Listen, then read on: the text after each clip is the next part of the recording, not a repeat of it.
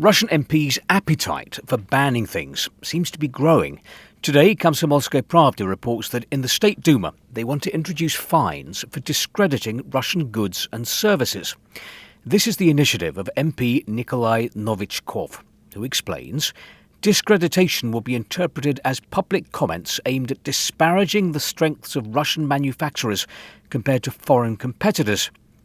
If criticism is justified, though, well, that's okay. As the MP explains, context is key. If you say, all sausage in Russia is bad, that's not good.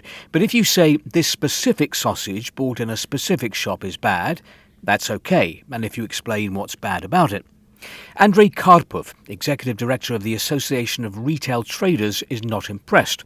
He says, it feels like this initiative is aimed at muzzling everyone. Instead of bans, it would be better to improve quality for consumers. And Georgy Fyodorov, president of the Aspect Center for Social and Political Studies, concludes, this is a wrong initiative. Criticism is necessary to improve quality. If you don't criticise, it means everything is good and there's nothing to correct. Interesting.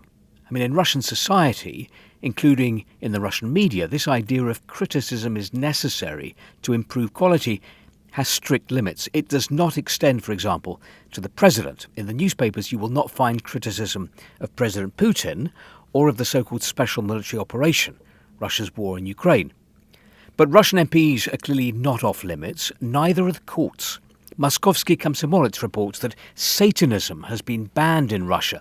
The international Satanism movement, didn't know that existed, has been declared an extremist organisation.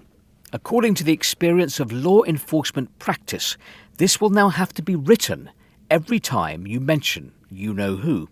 For example, a journalist who writes about the Soviet intercontinental ballistic missile RS-20, classified by NATO as SS-18 Satan, will now have to add, the international Satanism movement is recognised as an extremist organisation. Its activities are banned on the territory of Russia. When a priest conducts a baptism, there is a moment when Satan is mentioned. You need to renounce him.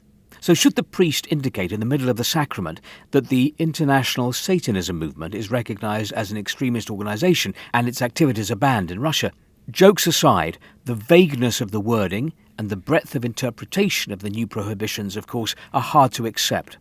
One MP proposed a ban on discrediting Russian products. By the way, there is a counter-proposal to fine deputies for discrediting the grand title of People's Deputy. This doesn't mean that the Russian press has suddenly become a free press, holding power to account.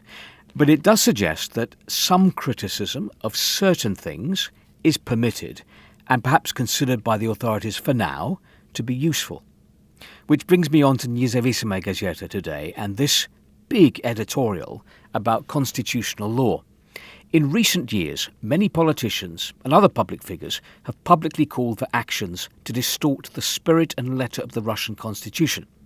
The basic constitutional rights of man and citizen, the principles of equality, ideological diversity, freedom of speech, and even the interpretation of the meaning of the state's activities came under attack. These attacks on the foundations of the Russian state system must be firmly suppressed by the state. However, no one is rushing to rein in the violators. Undermining these foundations is a direct path to anarchy, chaos and turmoil, a disastrous weakening of Russian statehood.